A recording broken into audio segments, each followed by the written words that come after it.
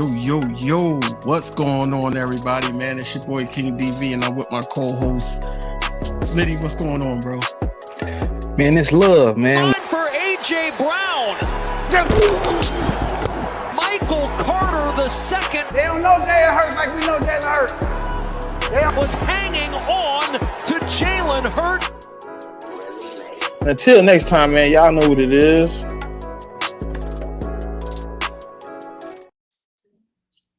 Yo, back with another episode of Inside the Nest, man. I'm one of the hosts on this show, King DV, highly respected with my guy. What's going on, bro? Man, we chilling, man. You know, I've been watching some tape, man. I've been going over some things. I've been evaluating some things. Got some things to talk about, you know. I know what person you finna ask. Where you want to start at? You know I want to start. You know. Go ahead. Yeah. So we're gonna start there then. Go ahead. You already said that or we already was talking about it a little bit, and you actually, knew that, if he was the starter, that it would be looking real spooky for Devin White. So Vic Fangio came out today and basically said that, hey, he's starter. He's always been a starter since the start of training camp, not just a particular preseason game or a particular camp, from the start of training camp. And it just got a lot of people confused because Devin White was paired up with Zach Baum majority of training camp, that you heard from reporters the start of training camp. So that could have been to see what Devin White had.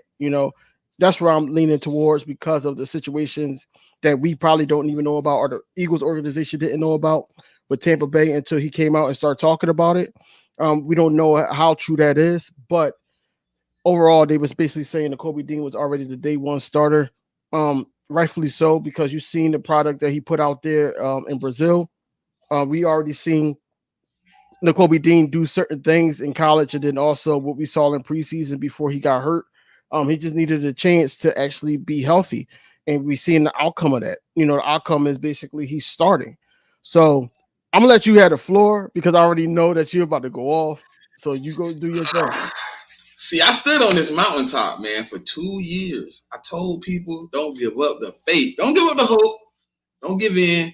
Don't crumble. Yes, he had a down season last year, but I told y'all months before it happened, even when Devin White was there, I thought Devin White was going to be the starter. So I do owe Zach Bond an apology. You played well, good brother. I hope you keep it up for the remainder of the season. I didn't know you had it in you. I thought you was a special teamer and an edge rusher. So I will give you the apologies and the flowers due to Zach Bond. But people are going to stop disrespecting my takes, DV. I stood on the mountaintop and I screamed loud. I said, man, look, Kobe got it. Kobe got it, and I didn't understand it either, right? So, like, even when they were, like, coming out with the reports, like, Devin White and Zach Bond taking all the snaps. So, I stood on the show and said, hey, look, Kobe going to stand up. Kobe going to put in some extra effort. And then I was kind of in a situation where I was like, okay, well, if he do kind of bow out the situation and, he ended up being later down the line coming in, I was okay with it at first, but I believe, like, a lot of people gave up on him. A lot of people, wrote the check off and said, they wasn't cashing anything else with the Kobe Dean name on it. And I'm okay that, people gave up on the guy, because it happens to a lot of people, man. They give up on you. So right now, in the Kobe Dean, you are at a prime part of the career, because you have somebody who believes in you as just as much as I do. You know what I mean? I don't think anybody would say, I didn't stand, you know what I'm saying? So I stood on it. It's a lot of people told me I was crazy for continuing to believe in the Kobe Dean.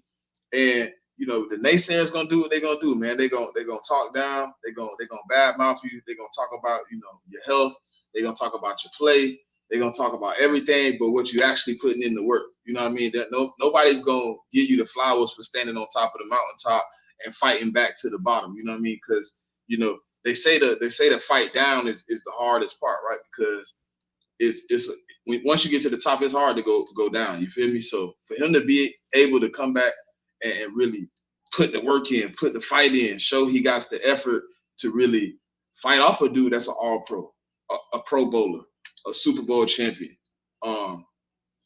Congratulations to Kobe Dean, man. Keep up the great work, bro. Keep grinding. You part of the Philadelphia Eagles, man. So, we always gonna have some type of love for you. But I know a lot of people wrote you off. I know a lot of people didn't think anything else could come with you. But I'm here to say, dog, I'm a believer, and I believe you still got a lot to go. So I'm here for the ride, bro. I mean, like the only thing that I had issues with is his pass coverage. Now his pass, like basically being his pass defense. I already know that he can cover from sideline to sideline. I already know his speed. I already know his awareness. We've seen that in college. We've seen that on display. Versus, and it's crazy that PFF didn't have him having a good game at all. I seen this. I seen this stat, and I'm like, yo, how didn't he have a good game? But Because he got the bad game because the play that should have been counted on Darius Slay was counted on his. it shouldn't have been though. It shouldn't have been, but they don't know. See, that's the thing about PFF that kind of be upsetting me because you don't know the defensive responsibilities, and you just charging the man that was closest to the ball, which was Nakobe Dean. And this is why you talk about the 70-yarder. Yeah. Yeah. So this is why CJ Gardner-Johnson went off on fans. Because if you notice, CJ Gardner-Johnson was going to the right. He was going to the right. He had to come back to the left to try to make a play, and he had a bad angle. But that wasn't on him. That wasn't on him. Oh, you talk about when he slid, but Yeah. that grass was nasty, bro. It was. Nasty. It ain't even on CJ. Like he was full speed. No, it wasn't. If he's But they try able to to blame stop CJ. his body, if he gets the ability to stop his body and actually make contact, it's a tackle. But what he does is when he goes to, but look, think about it. And today, Slay, you gave me some good knowledge that I didn't think about. The way you condition a soccer field is totally opposite the way you condition a football field. They want a soccer field to be moist. They want a soccer field so because they do a lot of sliding. You want the ball to be a lot more smoother going across the surface. And a football field is a lot more dry. They kind of try to not water it as much. They kind of try to dry it out so you can get good grip with your cleats, and things of that nature. So when you think about it, like if you ain't have on soccer cleats or you ain't really they said the trainers brought extra cleats, but they ran out of sizes. So people was out there with bigger shoes or had to end up just saying, hey, look, I got to wear the shoes I got until I figure something else out. So, I think he would have got that tackle, though. You see, Jalen, he had to switch his he had the Brazil colored Jordans, and then he went back to the 11s. He went back to the 11s because he was like, yo, basically, I had to switch it up. Basically, a lot of people was getting the bottoms of these things interchanged because are they cleats interchanged because they didn't have no grip. So look, I'm just happy, no shot at Jordan Love because I'm mad that he did get hurt because I do want to see. No, we ain't gonna say nothing because he might not even be out, bro. I just talked to some Packer fans. They suspect that he might play this week. I understand that. I'm just saying he got hurt during the game. I'm just happy that 10 seconds left. Shit. I mean, goddamn.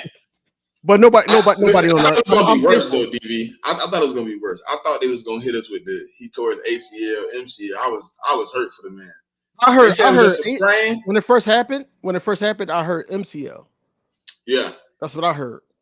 Not ACL. I heard MCL. No, I heard MCL first, and then they were like possible ACL, and then it was a lot of mixed communications and then he said, okay. Hey Jigga, did you see or Slay John today? I think he came out today. Yeah. When he was like, yeah, man, people was talking about how you tackle, man. I got on Josh Jacobs and made him fumble basically. That's basically what he said. He said for people that said I don't tackle and all that, he was going in on you, bro. Who? Slay was going in on Jigga, dog. Like people like Jigga. Hey man, that man. I mean, he was. Look, man. Look, it's I seen some things like I did like from Slay. I did like from a lot of people on that team, man. Like a lot of people down in Jordan Davis and things of that nature. Like he can't do anything about the scheme behind him being changed. Yeah, he can't.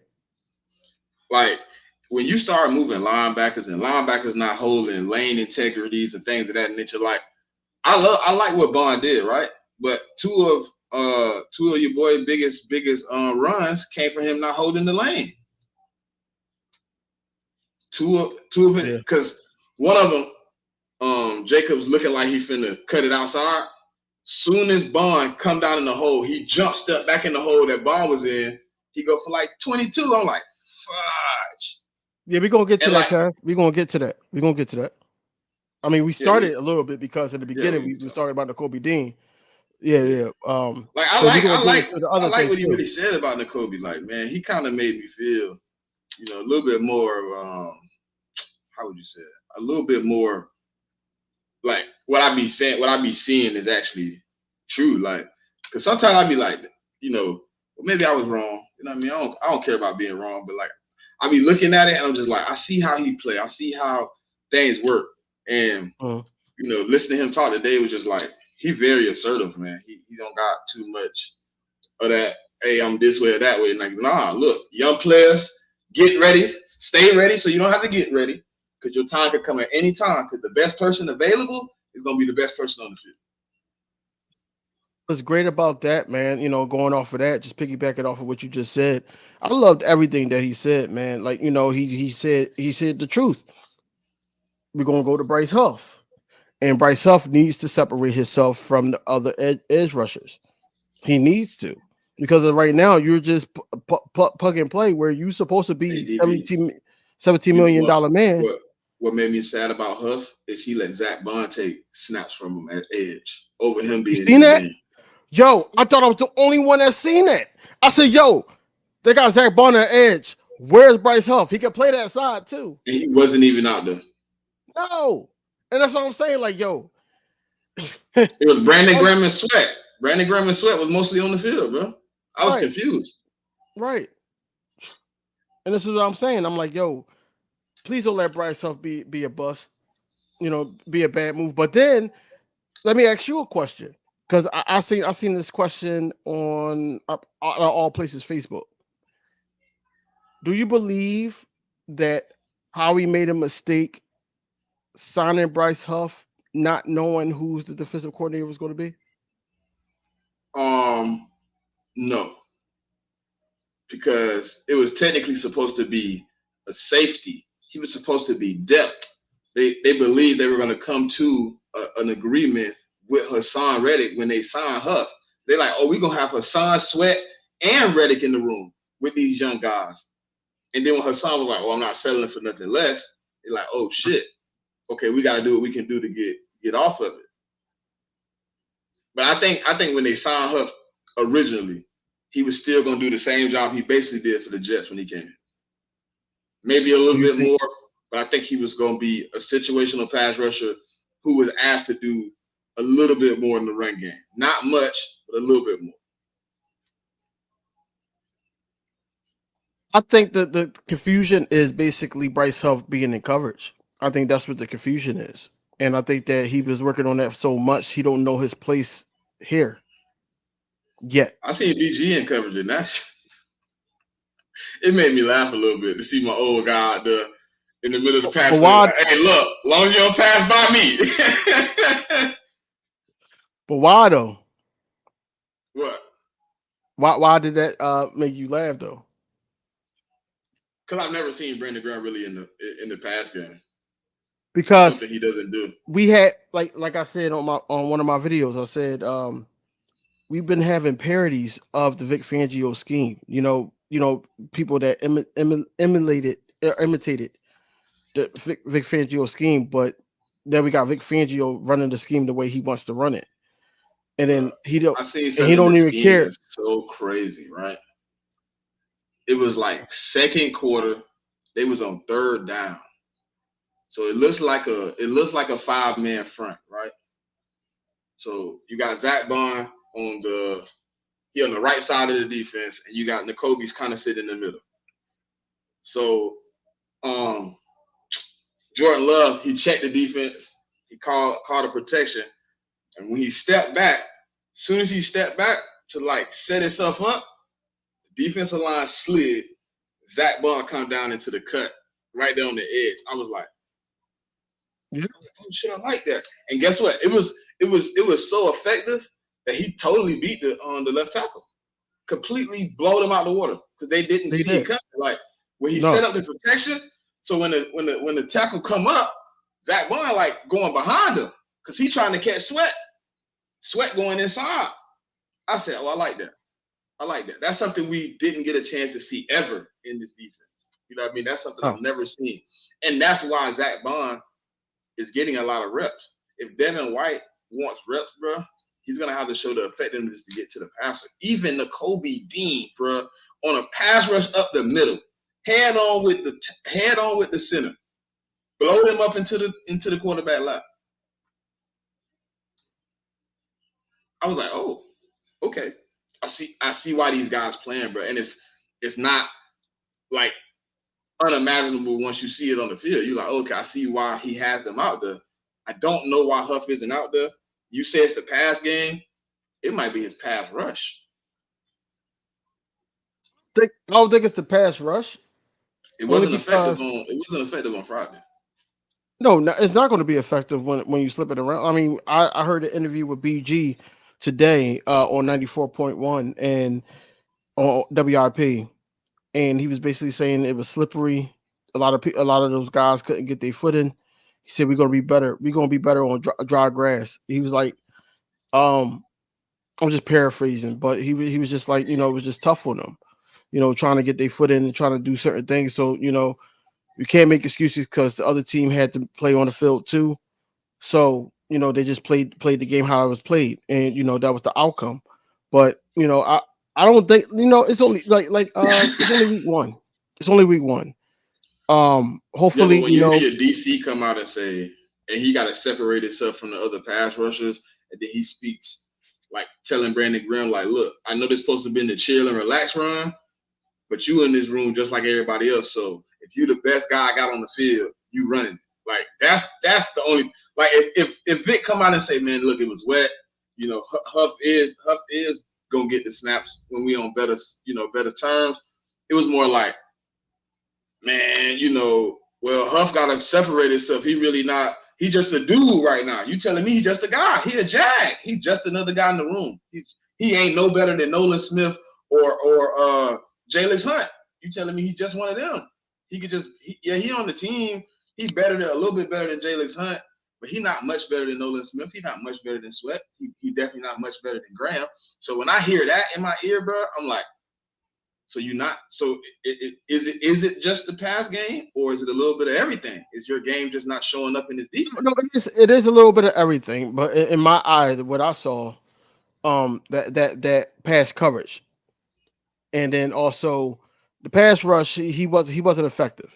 It was one play that he almost made a play, but he slipped twice. That what I saw in the same play. And that was when he what's the name, stepped up in the pocket, and then he touched his foot, he slipped again, and then he completed to the tight end. Yeah, he almost made a play. But what I'm saying is, I look at Vic Fangio saying that and look at it as he's challenging these players. He's challenging them because it's like, okay, well, you making $17 million. We signed you here for a reason. This is what I got to work with. Since you the top guy with the top money, you got to be separated from these guys. Period.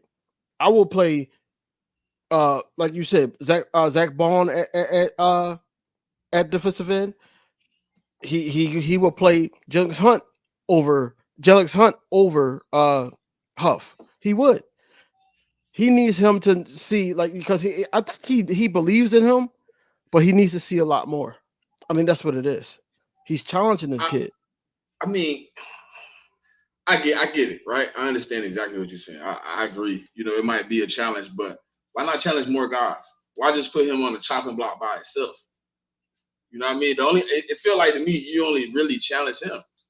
Like, where's the challenge to the whole room to get better? Like, yeah, you want Huff to stand out, but it felt like you singled him out. Like, he's the one that's not. I mean, I know the question was pertaining to him. If you putting a challenge out there, you know what I mean? I felt like it was more like I'm disappointed type. Hey man, he got to separate himself. Like kind of like I thought he was gonna be different than everybody else, but he really didn't separate himself yet for me to put him on that pedestal to say he better. Like Sweat, yeah. So here's the reason why I look at it the way Vic possibly look at it, because you just coming off of a Jets team that you was only getting 40% of the snaps, and you wasn't making as much as you're making now, and you're supposed to have came and be the guy. Period. Yeah, you were here while Reddick was still on the roster before we traded him, but at the same time, you're supposed to be the top guy. Basically, you're supposed to be that guy. Whereas though you starting, you could be on both sides of the field. You can make things happen. You had double-digit sacks. You at 40% of the time. If you want more snaps, I gotta see a lot more from you. I feel like that is tough love, almost. That's basically what it is. I don't look at it as he's just singling him out. I think he singled out Nolan Smith as well. I think he singles out.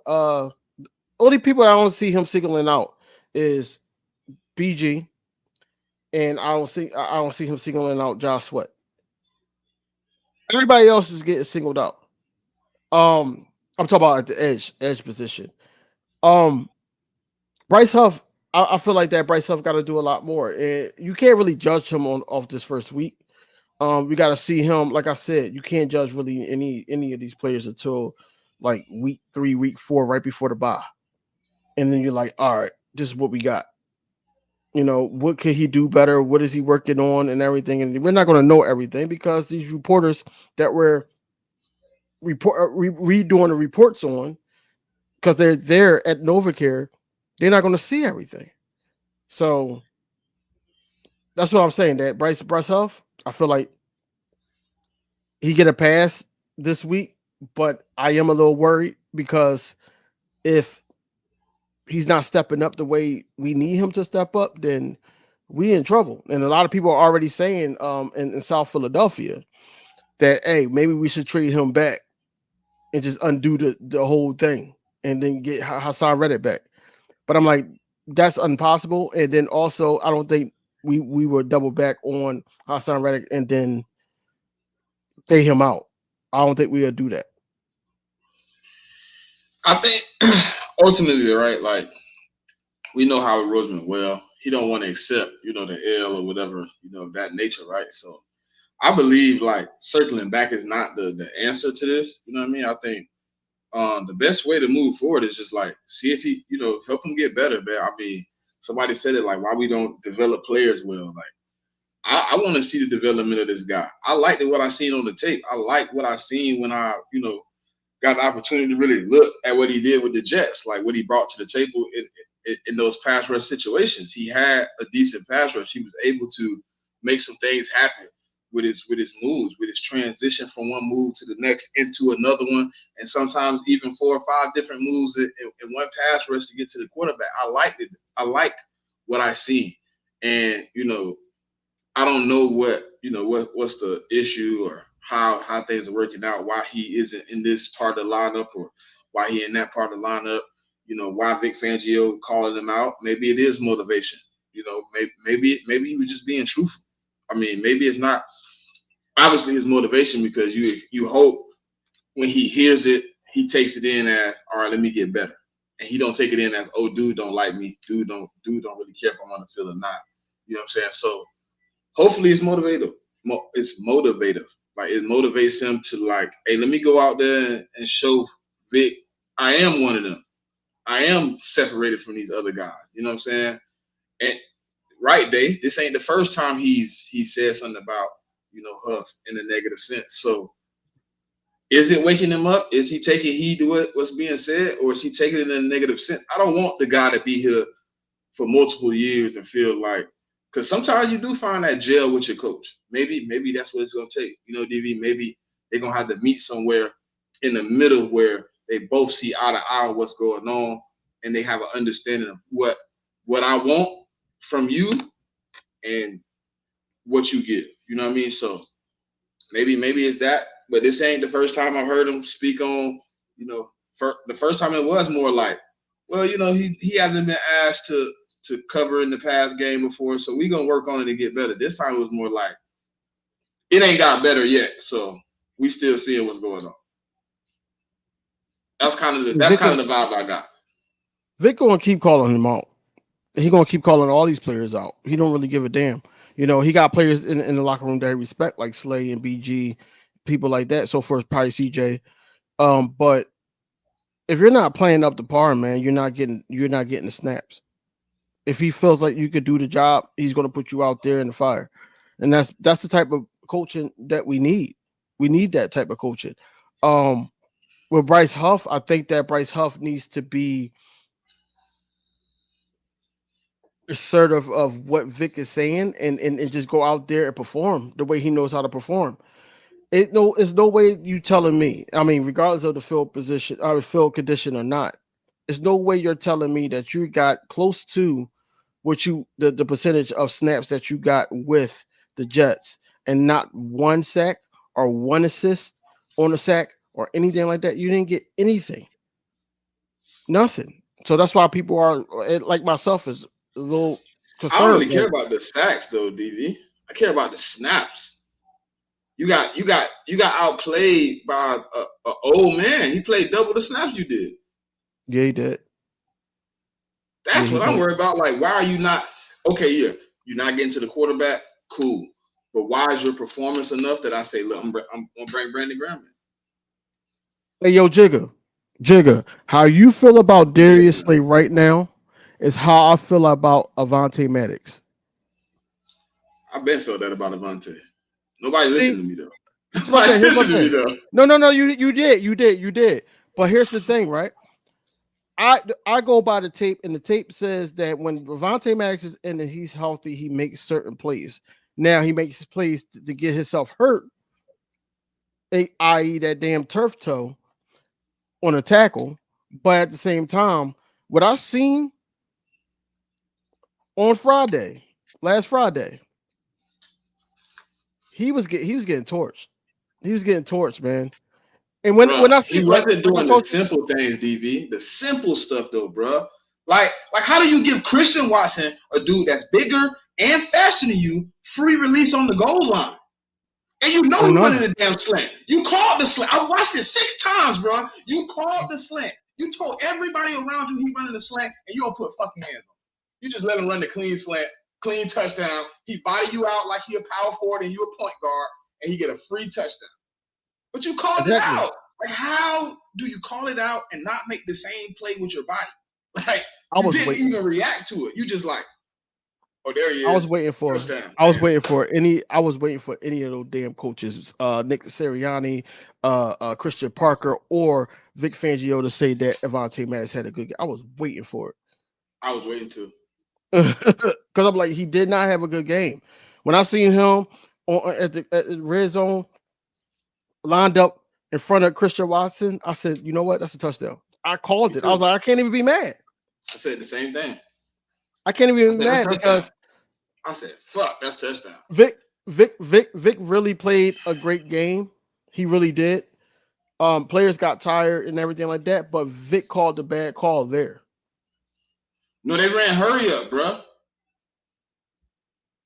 I would have called shit. Nick Sirianni should have called the timeout. Gather the troops because wasn't we down the timeout already? I don't know. I think we was down one. I think we only had 2. That's why he probably didn't call it. They ran hurry up though because they completed it on Avonte Maddox to play before. Exactly, to get down to the goal line. Then they hurried up.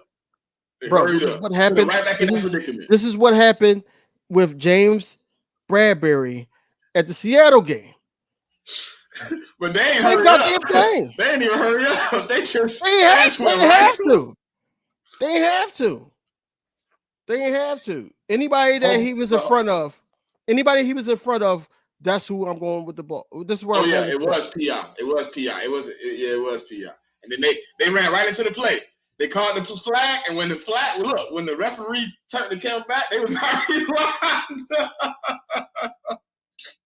I'm just saying. Avonte Maddox had an awful game, and I feel like oh man, it's only going to get worse because these guys is faster now, and he's not going to be able to keep up in that slot. This is why we need Cooper DeJean to basically do his homework about this playbook and ramp up to the point where, hey, you might be the slot guy. You might be the slot guy. I need Quinyon to slide back inside, bro. Let me get Isaiah. I'm cool with that. Or make Isaiah play inside. However you want to do it. No, see, I don't know if he's going to be back in time this game. I'm talking about this game. I think he comes back. Because they were saying his hand or something. Right, but he said he was like, he's in the post, he said he was like 70% almost there to go. They pulled him last second. That's what Isaiah said out of his own mouth. He said he was like right there, ready to go, and they pulled him last second. So I'm sure if you was pushing the brink of playing last week, I'm pretty sure they throw you back in this week. Yeah. I feel comfortable with Quinyon wherever he goes, to be honest. I just don't want him to be too handsy. Pause. I don't want him to do that because they're gonna call it. They didn't call it this game because it was Brazil. They wanted to see football and all that. They didn't call it this game. But I don't need him to be too handsy. Play Jigga, the he ball. wasn't ready to play, Jigga. That man was not. The last time you seen him on the field, that man was not ready to play. Hell no. That was preseason. That man was that was preseason. And he was getting burnt. I'm not throwing him. Listen, I want to see him get on the field. I want to see him get on the field as much as everybody else, but I also don't want to throw him in the fire and get him killed and break his confidence. Emmanuel Forbes, it's a lot of corners we watch get thrown in that fire. Huh? So where is Miss Ash at? What? She should have been here to hear you say that. I do want to see him on the field. He's a second-round pick. I got no choice. Yeah. Whether I like him or not, I do want to see him on the field because he's a top pick. I mean, we picked and we gave up capital to get him. Like, you feel what I'm saying? He didn't really play that many snaps, Jigga. I mean, it was hard to judge him. Coop. He didn't play enough for me to judge him. 17 snaps. I don't know. I mean, he didn't play enough for me to judge him. No, that's not enough. Yeah. No, 7. I mean, but last time I seen him, I just didn't think he was ready to get back out there. Like, I don't think he was ready to just line it back up. And I think Vic know the same thing. That's why he's not on the field. Yeah. If Vic thought he was ready, he'd be out there, bro. You see, he had no hesitation in moving Queen. Listen, I was wrong again. We had all these scenarios of where Quinyon was going and who was going to go outside. Everybody thought because Keely Ringo and Isaiah Rodgers had such a close battle during camp that Keely Ringo was a shoo-in. I thought the same thing. And when you pop up and see Quinyon outside and Avonte Maddox on the field, and you said it a little bit, you was like, what if Avonte Maddox is on? Yeah, you spoke that on us. You spoke that demon on us. No. Do that. I know who to blame now. Listen, because I know the Philadelphia Eagles, and I know they got the utmost respect for these guys that be getting hurt, but they've been on the team for a while. So I knew it was going to be him. Soon as James Bradbury got hurt, I said they're going to find a way to put Avonte Maddox on the field, regardless if it was safety or the 3 high, or they was going to put him in the slot. I knew exactly what was going to happen. Just like I knew that Reed Blankenship was going to get this interception. But to answer Jigga question, Coop played, and he had 3 good plays. 3. I counted them. He had a pass deflection. He got to the quarterback, but he didn't sack. And then there was another play. He caught Saquon. Yeah. He caught Saquon around. That's what I'm saying. He had 3 good plays. I was like, I'm mad as hell that he got a good play on us. I didn't want him to get no plays because I would have been mad. The thing I did like about what they did with him, they used him like we used Zach Bond. Like they had him everywhere when he was on the field. But that's the thing. If we got Coop, we wouldn't have had to get Zach Bond. Yeah. That's the I like Zach Bond though. I like him a little bit. I ain't gonna say I like him a lot. I like him a little bit. He making a. Nope. He got to show me more, bro. Because once That's they why I get said the a game, little bit. That's why I said a little bit because I got to see you because he continue the trend. exactly. And then now, because just like the Philadelphia Eagles, what if some coaches, what if some other teams look at you like, hey, you're supposed to be a special teams guy also, and now you getting 15 tackles, 2 sacks on the first week. Now they got tape on you. Okay, now we gotta stop him. So if they can't stop you, you're still getting 8, 9, 10 tackles a game and all that. Then it's like, all right, now you solid. But I can't go off of this one game. He had a great game. I'm not taking that away from him. But at the same time, when they got the tape on you, bruh, like it could be damaging for Zach Bond. Now I don't know about N'Kobe Dean, but Zach Bond, we probably could. Hey, he might only have 4 tackles. Then we looking at him like, I mean, they damn, what happened? obviously gonna be looking for him now. He gonna be identified now for sure. It ain't Yeah, just gonna be free rush. They're gonna be, hey, where's he at? Where's he at? Because he wrecked the game. Once you wreck a game, bro, you don't get free rushes no. Exactly. But you could if a Milton Williams, a Jalen Carter doesn't get tired at the line. You could. Milton But definitely got tired, bro. tired. Listen, it was one time where I seen him, bro. He was just standing there like, and he like N'Kobe calling the play, right? And everybody looking at N'Kobe and Milton just staring off into the crowd like, bro, I'm tired of shit. And you want to know what's funny? Funny thing. I don't know if Jordan Love looked over and seen it and called a different play or not, right? But it just so coincidentally, right after that play, Josh Jacobs come right up that hole. He did. He definitely did. Came right up that hole. I said, what the? Oh, yeah, because that's the play. That's the play. Slade tried to punch the ball out again. He tried to hit the ball out again. Yep. I said, okay, they paying attention. They see a little something. But see, Milton Williams can't do that. He got to work on his conditioning all year, I guess, because this is a contract year for him, man. You either want to be in the league or you want to be on the practice squad on your way out the league. That's where it boils down to. You're supposed to be the first one, like, yo, I got to get my body right. I got to do this. I got to do that because I'm trying to be either here or I'm trying to get another contract somewhere else. And for you to sit up there and get tired and do all that, Vic not here for it. I know Clint Hurt not here for it.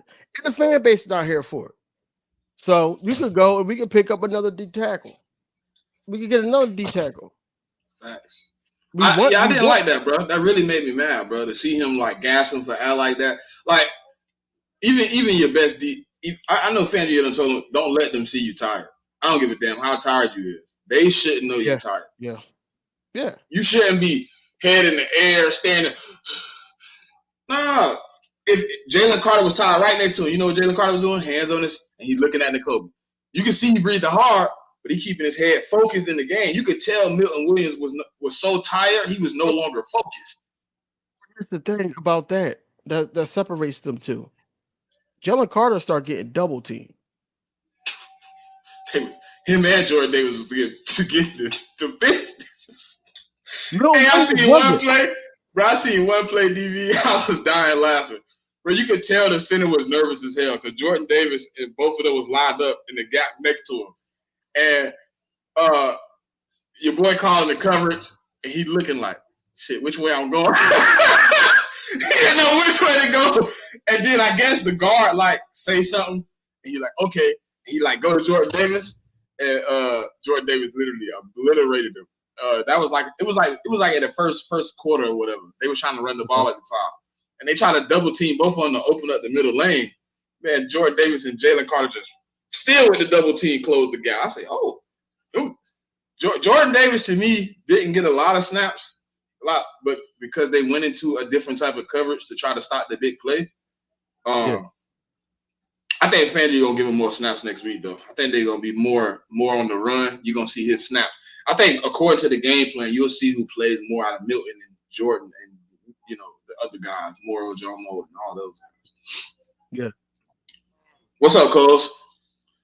But yeah, I just think that overall, we got out of there with the win. Saquon Barkley got NFC Player of the Week. Offensive Player of the Week, and rightfully so because he 3 touchdowns debut for the Eagles. It was great. It was a great thing to see. Especially everybody was telling me that he was washed, even though it's just 1 week. But everybody was telling me that he was washed. And don't act like Green Bay is not a good team, because a lot of people were basically saying that they weren't.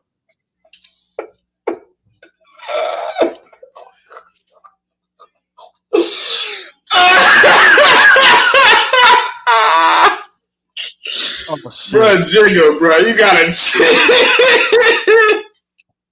Oh man, I know. Hey, listen. I made a comment and paying him $60 million would be dumb. I still stand up.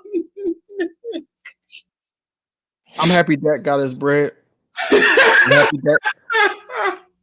happy Dak got his bread. And I hope he stay consistent. I want him to stay consistent. I really do. I want him to stay consistent. And what I believe is going to be the best 4 years of the Philadelphia Eagles' lives. But yeah, I just want him to stay consistent and not making a long time run. You don't sit up there, the 9-year vet. You don't sit up there and pay somebody like that $60. I mean $60 million, $60 million. And he hasn't proven anything, not even an NFC championship. You don't do that. And you down there fully guaranteed. Yeah, 231 is guaranteed out of the 240.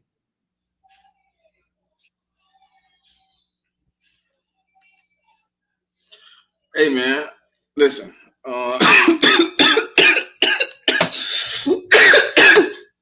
Hey Jigga, you gotta stop, bro. You're a clown. But all in all, you know what I'm saying? I'm glad anybody get paid. You know what I'm saying? Oh man, McCarthy next, huh? Nah, man. I mean, you paid him now. He there for 4 years, bro. It's too much money on the line. It's too much money on the line. I mean, he didn't get the exact $60 million a year that he wanted. He got 57.7 guaranteed. Yeah. Whether he get hurt, play it down, or not. I mean, he got it guaranteed. So, I mean, listen. Hopefully, I don't know. I don't know what I'm hoping, because I don't hope shit for the Cowboys. I was on that because how I feel about black quarterbacks. I feel like black quarterbacks get shamed in this league, except for the Milano ones, like the CJ Strouds, the Russell Wilson when he was in his prime, guys like that. But I was for Dak until he said, "Yeah, man, what's going on, Cowboys Nation? Yeah, we gotta keep the main thing the main thing." That's not even your line, bro. How you say that, bro? Keep the main thing the main thing. They ain't even like you. Just look, man.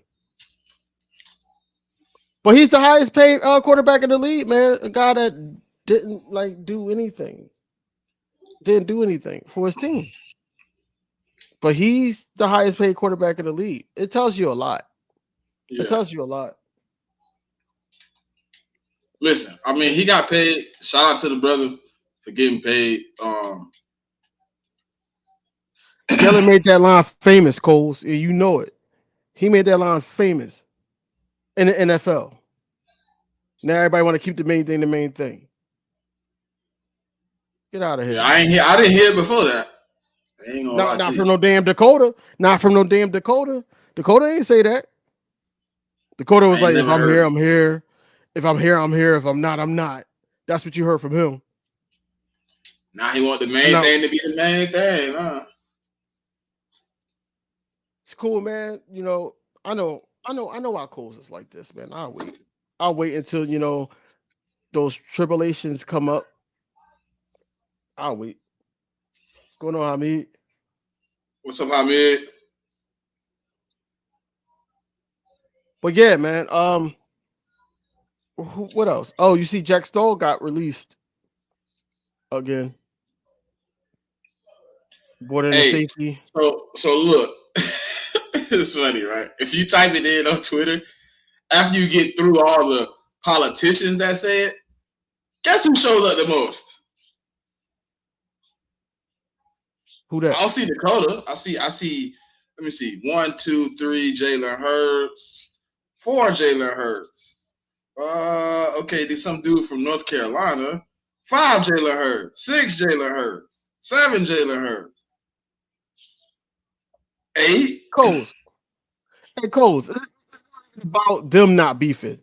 It's about the fan bases of the fan bases, the two fan bases beefing. It ain't got nothing to do with Jalen and Dak. Jalen is cool with CD. They played in college together. I know they friends. I know they cool with. I ain't never seen him with Dak Prescott. I seen him with CD though. Well, they cool, man. I mean, they not cool like to the point where they'll go out together, but you know, on the field they show sportsmanship. But like I said, it's not like they're going to box in the middle of the field or nothing like that. But it's the Eagles fans versus the Cowboys fans. This has always been the thing, bro. Always. I don't think Jalen would give anything that energy anyways. You know what I mean? He'd be like, beef. Man, I'm here to win games. I ain't got time for that. Exactly. If anything, man, all he going to do is look at AJ. AJ going to steal somebody. Hey, AJ going to turn into Mike Evans around this mug. Exactly. That, man. But, man, good luck to the Cowboys, man. You know, I mean that sarcastically. Good luck to the Cowboys. I'm happy Dak got paid. Happy, you know, Jerry Jones came to his senses. Hopefully y'all stay consistent. I don't give a damn about the Cowboys. I hope the worst for you niggas. I hope you niggas go 1-16. Fuck y'all niggas. Fuck your team. I hope you never make the playoffs again.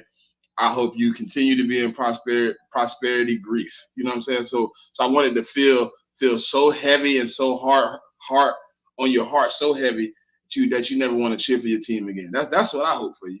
I hope Dakota Prescott disappoint all your dreams. That's what I hope for you. Sound like Kendrick on a diss. I hate the way that you walk in. I hope everything go bad. No injuries though. I wanted to be fully healthy. I want you to go through purgatory. I want you to be fully healthy going through purgatory. Mm-hmm. But no, I understand you focus on the Saints, man. I do got the Saints. I did pick the Saints. I'm not never picking y'all. Oh man. I don't even care if I lose this joint I'm in. I'm never picking y'all. Never. And right now I'm 12-4 because I did pick the Browns. So unfortunately the Browns got Deshaun Watson. So unfortunately. Hey, Demon, I hope every time they wake up and go to the bathroom, they stub their toe. Every time on the edge of the bed too, like walking around. Oh man, yeah. Every time. I don't feel bad for them niggas. Yeah, I am going to stay. I'm not going to sit up there and root for y'all. That's dumb. Did you see my background? Like, I'm never going to root for y'all. But I can talk football with y'all, and I know, you know, what y'all got over there. Y'all got some talent over there, but it's not good enough. Man, I know every morning he wake up, he like, I hope the Eagles don't do anything great with their lives. I hope they fall apart. I hope the same thing. They're going to see. I don't feel bad. Really they don't feel bad for us. They don't make excuses for us. So I ain't wishing no hope and no high hopes for them niggas. I hope the Saints come in and blow you out. Do I think it's going to happen? Probably not. So the last time, and probably beat the Saints about the Cowboys. This is the last thing I'm gonna say about the Cowboys this year. Well, no, right now I ain't gonna say this year. No, I'm lying. The last time it was a number 27 on our team. A player on your team played against that number 27, and that number 27 took him out of commission. Now he's on the Cowboys. We have another number 27.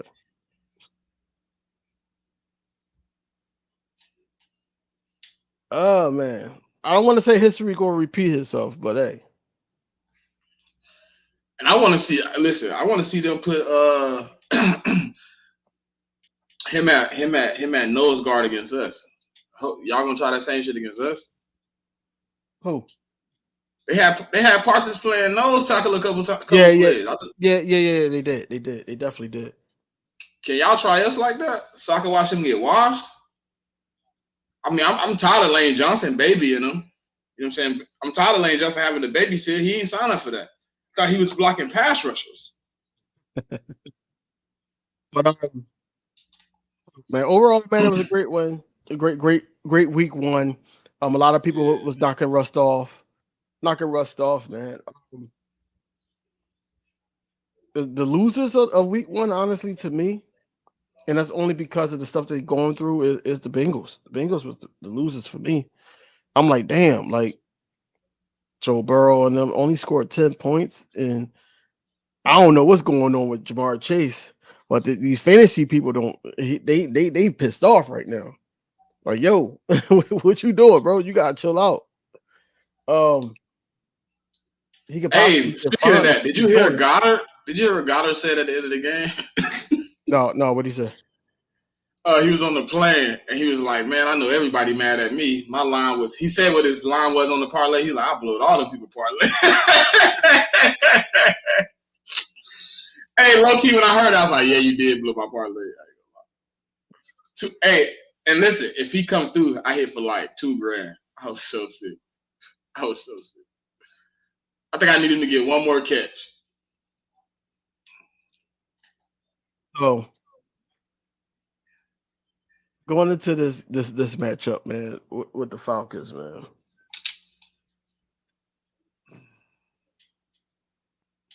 How do you feel about the matchups that we have? Shit. Okay. Offensive line, they offensive line isn't great. I don't think they have great receivers. Like, I think our matchup is probably going to be them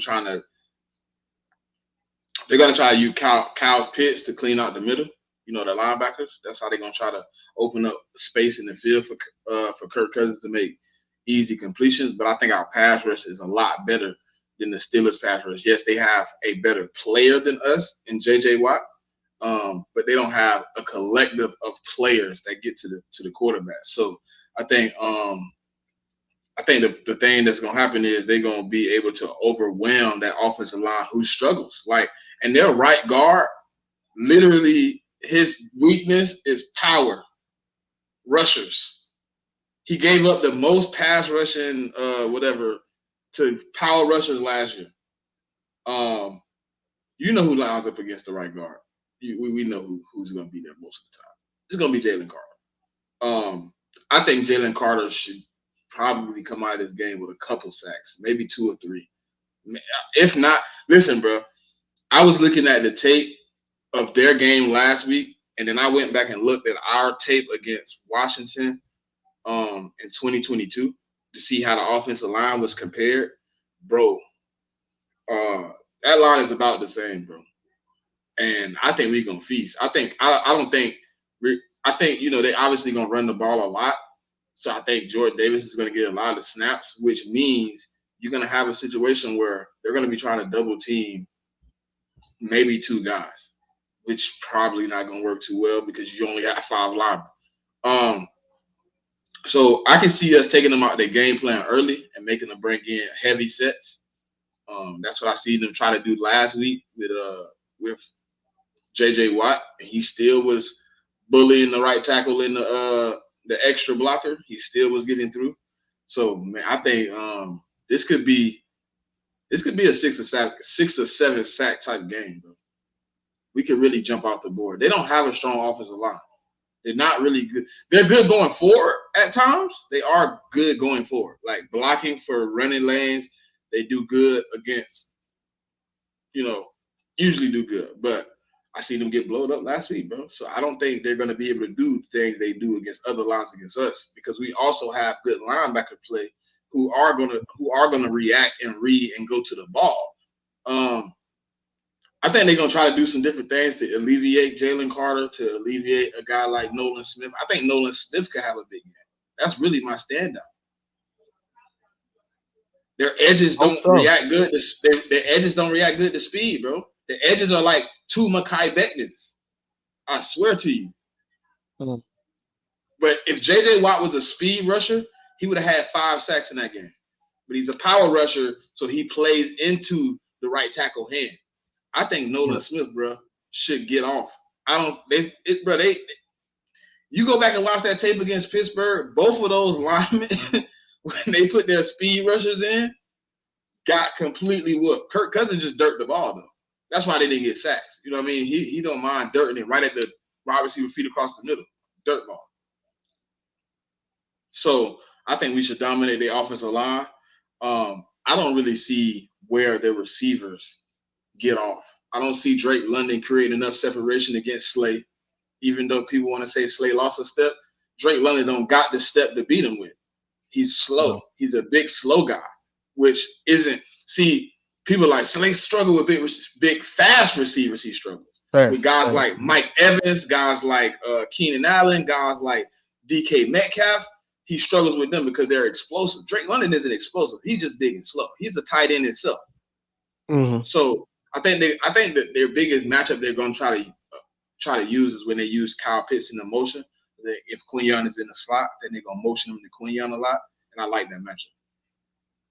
Me too. I think Quinyon will be up for that challenge, man. Especially he knows who he got. He's going to be up for the challenge. I'm not too worried about that.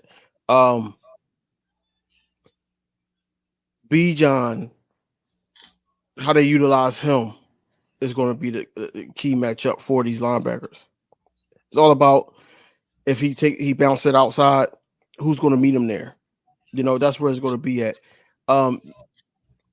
Going at Kirk Cousins, him being disrupted and everything, that's the easy part. That's very easy because you already know his counts.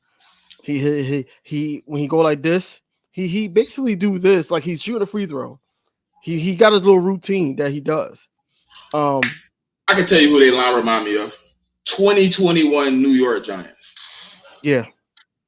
Not the what year was that? The Bears. The Bears when Jay Cutler kept getting set. No, it ain't that bad. It ain't that bad. It's like 2021. Okay. It's enough to create space sometimes for the run game, but the quarterback gonna get killed. Mm-hmm.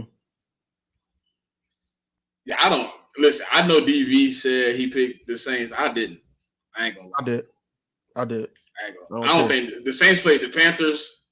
I don't care. Faith in them. I don't care. I don't care about that game. They could have lost to the Panthers. I am not picking no team. I'm not picking that team. I'm not. Well, you can do that. I can't do that. Saturdays, I got to be realistic. You know what I mean? I got to give them the real take. I could be a homer if I like, but now, Coles, like I said, I know when y'all are the better team and when y'all got a little challenge on your hands. But what I'm saying is, I'm not picking y'all. That's just me. Point blank. But I already know. Now, I didn't know the Browns game was going to go down the way it went down. I didn't know that.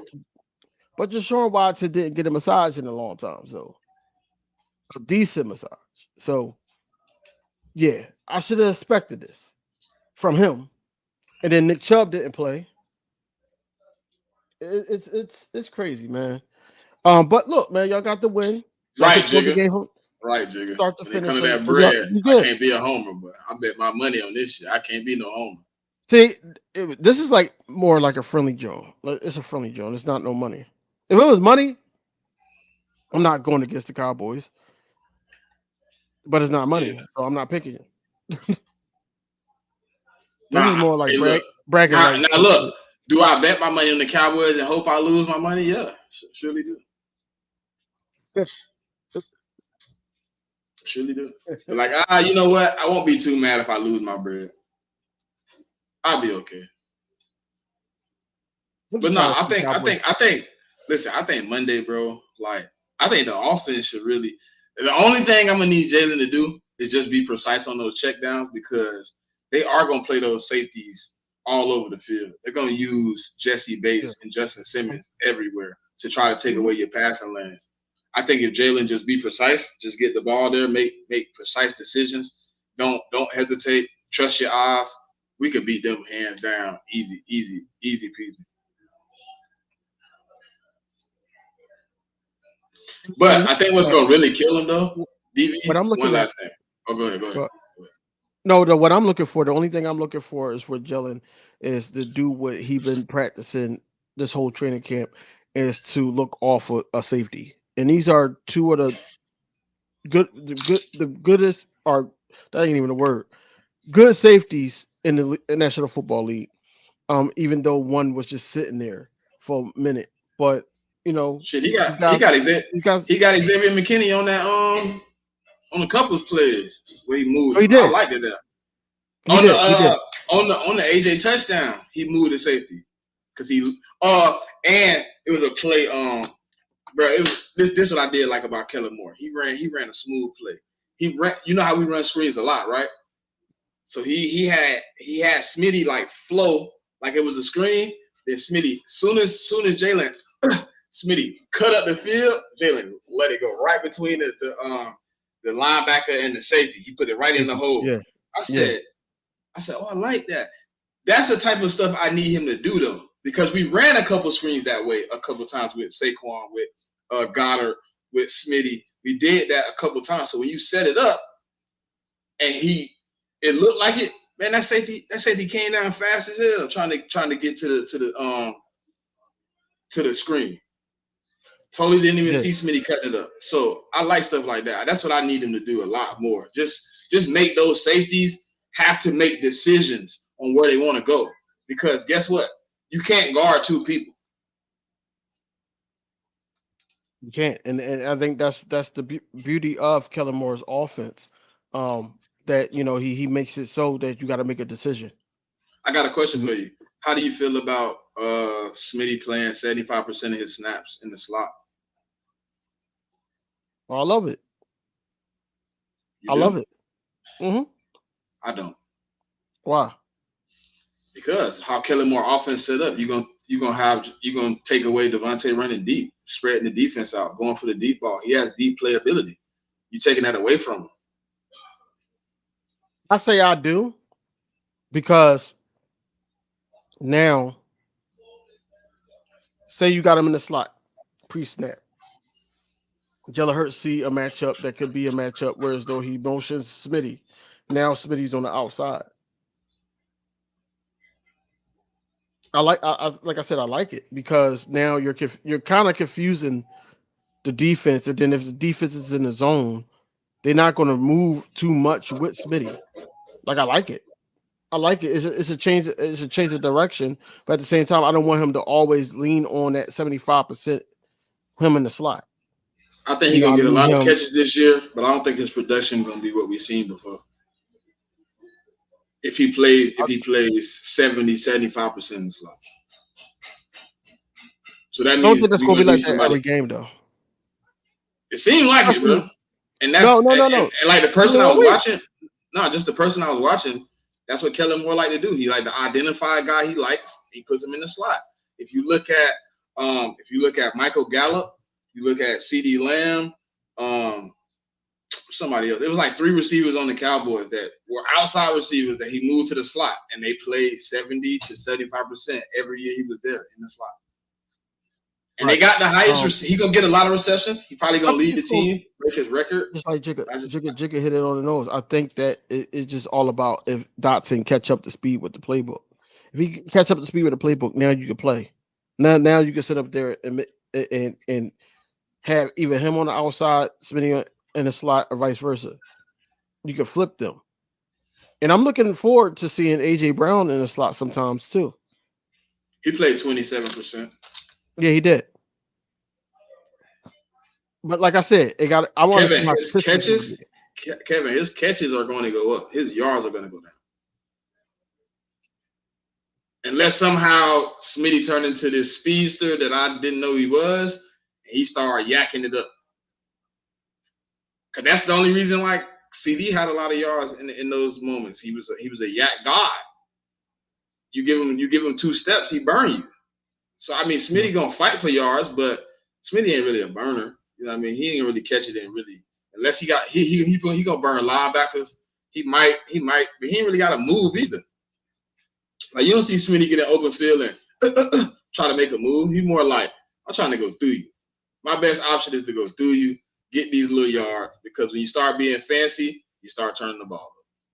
Smitty to me is like, what's his name? Dude that used to play for the Texans. Andre? And no, DeAndre Hopkins. D-Hop? He reminds me of him, a better version of him. Like a better version of him, because I think he's a better route runner than D-Hop. I think to me, I wouldn't even say that. I'll say they about, to me, comparable. Because D-Hop a nasty route runner too. I think that's his best comparison. I think that's his, to me, if you go back and look at some of my early videos, DV, I used to say D-Hop and him was like, D-Hop was his ceiling. Like him going 1,500, 1,600 yards a year, 90 catches, I thought that was his ceiling for sure. They so comparable. They like the same height. I think D-Hop maybe be 10 pounds bigger, about the same 40 time when they came in. Like they like almost down to the T comparable. But I do like Smitty's ability to run the quick routes a little bit better than D-Hop, because he can get in those cuts a little bit faster, and his ability to just track the ball sometimes in a crowded situation. I think him and D-Hop do that at like the top of the top. We just talking a little bit, Gene, just chilling. We was, celebrated a little Nakobe Dean, Zach Bond. We talked about Vic Fangio calling out Huff. We ain't got to the. We talk about a little Falcons, how we can beat them. Talk about a little Jay Hurts. We ain't talking a little about it. First of all, speaking of Jalen Hurts, I do want to say rest in peace to Frankie Beverly. He just had a concert here. I know that's Jalen Hurts' guy. Anybody that's from Philadelphia, grew up on his music. Your grandmom, your auntie, your uncles, your dad, whoever was playing his music. Frankie Beverly and Mays played their music. So just RIP to them, man. To him. He basically said he was devastated. A lot of people think that he's going to take this and run with this game. I do. Can see it. I can see it. He going to listen to that music. It's going to be personal. I think it's going to be one of those Kobe 81 type games. Like, don't say nothing to me. Listen, I can see Jalen Hurts. This is how I pictured it, DV. I see Jalen Hurts sitting in his locker with the headphones on. He got the big headphones. Yeah. With a tear rolling down his eye, like, I'm gonna do this one for you. Like jamming out. All right. Cause look, bro, he was so excited to be at that like to see Frankie, to get on stage with him to talk. Like that was his, like him and Miss Franklin, Aretha, them two right there, bro. Like them couldn't be no closer to his heart than his parents, bro. Like right. Have you ever went on Apple Music and downloaded his playlist? Who Jellens? No. Yeah. Bro, a lot of Frankie, a lot of Aretha. A lot of I know. I've seen the playlist, I just never download it. Man, I be listening to it sometimes. It get me sad sometimes. He got a lot of them old school blues on it. I be feeling that's his mood. That's his mood, man. Get in his own head. That could be a cause and effect sometimes. We seen it. I don't think he's gonna take it that far though. That's the one thing I don't think he's gonna do. I don't think he's gonna go to the far where he out of his game. I think it's gonna motivate him to play a better game though. No, I think so too. But what do you think about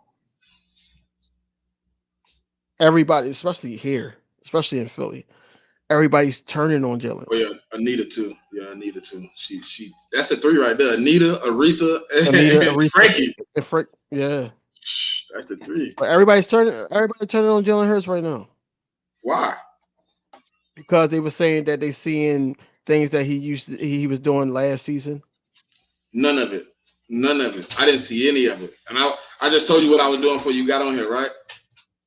What I was doing. All 22. But I watched that at work. I don't see any of it. I watched Jalen's and I watched I just watched the whole defense. So the thing about Jalen that we all knew was gonna happen. He's getting comfortable with an offense where the reads are a little bit faster. They're sometimes not as open as you may have thought it was gonna be. He had a couple times he could have hit guys. He hesitated, but I think that's just comfortable with the scheme, seeing guys getting open.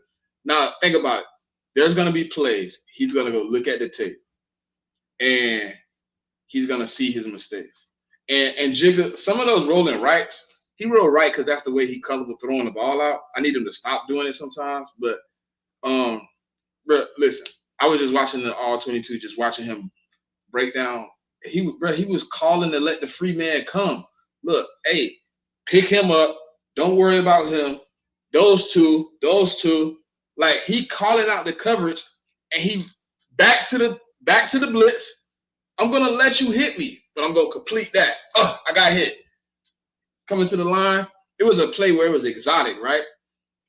Most quarterbacks wouldn't know who's coming. Most of them didn't know what was coming, right? And Jalen seen it. And he was like, hey, he coming. Now, it's two dudes standing at the line. It's two of them standing dead at the line. It looked like an all-out. He coming. Pick him up. He looked right past the dude that looked like he blitzing. When he dropped back, dude moved out the way. He threw it right to Saquon. Like, he's setting things up. He's not comfortable 100% in everything he's seeing because it's new. He's getting to call hot routes. He changed a couple plays. He had his own signals. He did the pencil. He broke the pencil. Yeah. Everybody over here went 3 wide, 3 high. Come back. He ran some other play where he did like this to Smitty. Smitty go up between the two defenders, come back out. Boom, it's on the money. He knew where the hots was at. He's learning it, bro. The whole offense hasn't been revealed. So what happens when you see something you haven't seen before? Maybe you hesitate because you see it open, but you like, can that safety make the cut to it? Can that linebacker drop back into my way? All right, I don't trust it. He threw it off the Goddard. So I'd rather you check it down and throw it away than make plays you're not comfortable with. The only reason he threw it is, bro, look, if AJ do not fall, AJ has a touchdown on that pick 100%, because if you look at where your boy catch the ball at, he would have had to run over AJ to get there if AJ wasn't on the ground. So, I mean, yeah, it looked like a bad play. I'll give you that if you want to take it, but it was just a play, bro. Like, he's doing things he hasn't done before.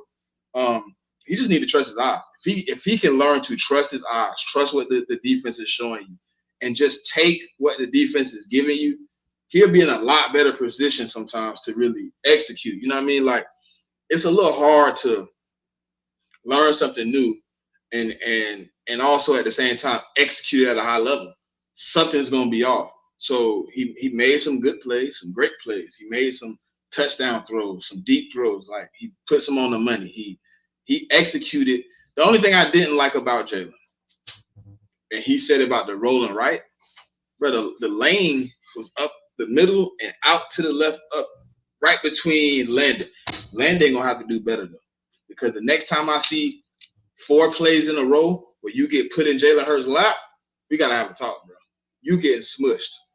And when the guy that's supposed to be new, Mekhi Becton, is holding his own, and Jalen Hurts is literally, oh man, Landon, you in my out to the right, because you want to say it's a habit, but it's also where the penetration coming from. Landon gave up a lot of pressure in that game.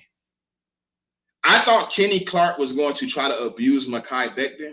He picked on Landon. And they're going to do the same thing this week with Grady. They're going to put Grady over Landon. Landon got to hold his ground, bro. He can't be in the backfield getting pushed back that far. Like, he can't do it, bro. I know I know he got paid, but you got to step up too. You got to, what they call it, the cradle of love. You got to create that for your quarterback where he feels safe and comfortable. It wasn't every play. It wasn't every play where he was getting blowed up, but it was a few times in a row where I'm like, Landon, why are you so far in the back? Like, what's going on? So maybe instead of sliding the protection to Becton, you might have to slide it to Landon. Yeah. Landon did give up some ground. He did. I did see that. I've never seen Mekhi Becton do that. Even what you call him? I think no, it was one play that I was pissed off about. It was a play where the Packers defensive player was in a neutral zone and they never called it. So that made the whole line stop. And he was turned sideways too. Yeah. I seen it. Yep. I seen it. I'm like, yo, like why didn't they call that? That was obvious. That's why Lane stopped. And that's why I was like, okay, well, the play's still going on. It was supposed to be first down Eagles. Yeah, it was. It was. I remember that play. I was pissed off at that play. How do you feel about Jalen creating his own cadence?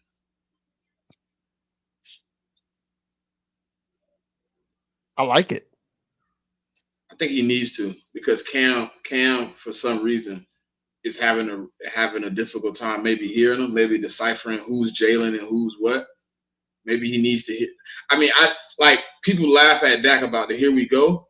That's just for your center though. Like for your center to know your voice over everybody else. It's 1,000 people on that defensive line, offensive line talking. It's not quiet down there. Those dudes aren't being quiet. They're talking crazy to you because they don't want you to hear the cadence. Maybe he comes up with something neat, where he can decipher his voice from everybody else, so when Jalen wants the ball. I mean, they went back to the right guard, tapping him to make sure he knows when Jalen's ready.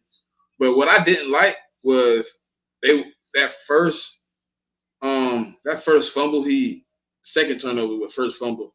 Jalen was just calling protection. Jalen was just trying to tell them what to do. He stepped back. And when he stepped back to make sure, everything was good, I'm like, oh, what is Cam doing? Like Cam almost got nervous. Yeah. But I'm thinking somebody on the defensive line, snap it. He not understanding if it's Mekhi, if it's Landon, who it is, he just threw it. I don't think so. I think that he just did it on his own will because right after that, that's when Mekhi Becton start tapping him on that side. Well, we did it last year too. We've been doing the tap, but I think it's you're gonna have to. I think he need to come up with his own thing. Yeah.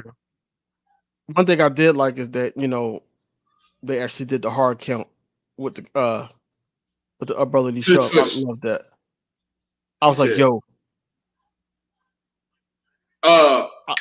It's gonna get better though. It's gonna get better because Shakira. It's gonna get better though. It's gonna get. She ain't had to wait that time. Yeah, it's gonna get better. If you watch the first tush push we did, brotherly shove, whatever they want to call it, I don't give a damn. The first down getter, Saquon didn't really know what to do. No, he didn't. He comes up late. And he's like, "Oh, I'm supposed to push." I'm supposed to push. He's seen it before, but seeing it and knowing how fast it reacts, I think he didn't realize how fast Jalen was going to get the ball and go forward. I think he thought he was going to have a second to get into the play. Hey, the thing is, Saquon Barkley better get with it because he's going to be in some variations of this tush push or brotherly shove. He's going to be in some variations where he's going to be the blocker and.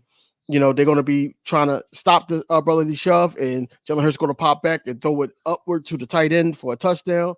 He's going to be basically able to roll, and they're going to disperse into one of those like little sweeps. There's a lot of things that you could do with that, but they got to be quick enough to do it, and everybody got to be on the same page. Yeah, Demon. He was telling what he was seeing, and then I think bro just. Maybe he thought Jalen was ready before he got – because if you look at the play, Mekhi looking back to see when Jalen ready to tap him, and he just see the ball come out. People talk about, Jalen pulled a Cam. Man, that ain't the Super Bowl, good brother. You better not dive on that and get hurt in no dang first regular season game of the season. I'd be so mad and hurt. Man, they've been like Jalen Hurts' fault. Saquon Barkley won us that game. I said no. Saquon Barkley was Saquon Barkley. Who actually won us that game was the defense. The defense won us that game. Big facts. Big facts. Because you sit up there, you think about it. 2 stops at the red zone, gave up 6 points. We scored. We up 1. Now we're in a seesaw with Green Bay. Could have been easily 14-0. Easily 14-0 off of our mistakes. So you can't really say that. The first time Saquon touched the ball, he slipped. Regardless of the field or not. Immediately when we come off the field, he changed shoes. Exactly. We get some more turnovers. Jalen throws a pick to Xavier McKinney, and that was well. The pick on that. The pick is right after that. He slipped. Jalen throw the pick. It's like right after each other. Right. And then you come back out the next drive, hitting the chest, turnover. Mm-hmm. So if you think about it, I just thought about it in my head. They got the ball 2 times in plus territory and only got 6 points. Yep. Where technically speaking, the defense got set up in a position to give up 3 anyways in both of those spots. They had the Dolphins came in with a guaranteed 3 and couldn't capitalize. They stood tall. No argument. That's what I'm saying. The defense came. That defense came into play. Even though some of the guys got tired down the stretch, and that's when Josh Jacobs started going off. Well, it was a little bit of attrition and a little bit of stubbornness on your DC a little bit. Our DC. He wouldn't come out that cover 2 shell when they start killing us. Yeah. Yeah. Well, he didn't come out of it though. Yeah, he stayed in that cover 2. He stayed. It was right after the second big play, the second big give up. He started dropping back in the cover 2, and they started running, and then he finally said, "Okay, I'm done with this." But when they got in the red zone, he switched back. So I was like, "Why you didn't switch back? Way back there though." It's a little stubbornness. It's a little bit part of that his defense though. That bend but don't break. It's a little bit of that. You know what I mean? You gotta expect you're gonna get somebody.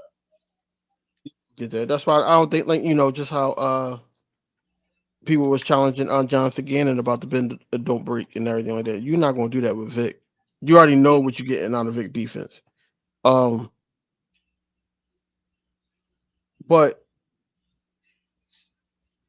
what do you think about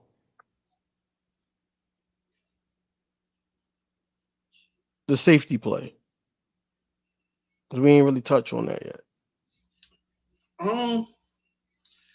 I think it was good, right? I think they did a good job. I think a couple missed tackles on open field plays. You're gonna have them every now and again. But I think ultimately they did what they're supposed to do. You know what I'm saying? They took away the majority of the big plays. They gave up 2. Outside of those 2, man, I mean, they played an excellent game. Then Bree Blankenship come away with a pick. I mean, I think C.J. Gardner-Johnson did what he does best. He made some tackles. He tossed some shit. I mean, he got in a couple people's head. He had people playing out the game. Bro, I seen the one time they forced the run back to Josh Jacobs because how much shit CJ was talking. CJ hit him and was like, "Yeah, boy, you don't want it no more." And Jacobs ran to the huddle and was like, "Give it back to me. Give it back to me." And they end up running this way. That's when he hurt his hand. Yeah, and he kept saying, "I'm gonna F you up." He said, "I'm gonna F you up, boy."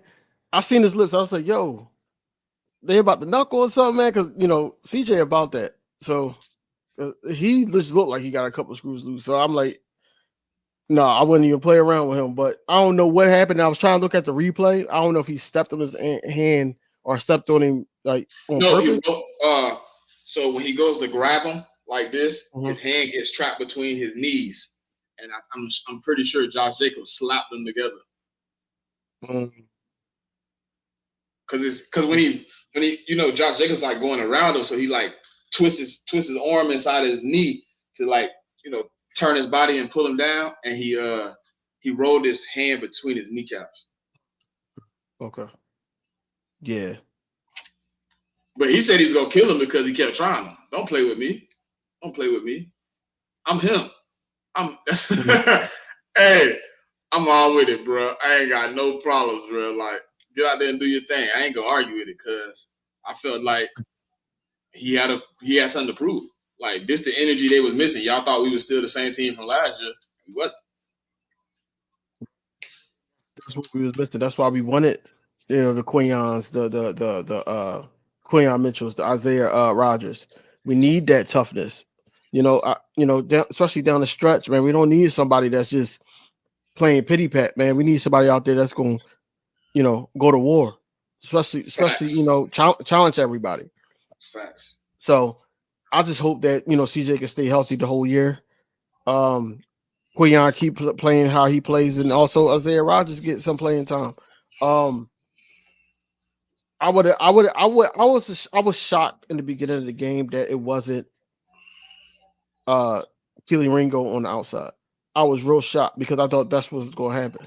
Once we heard that I came to the point.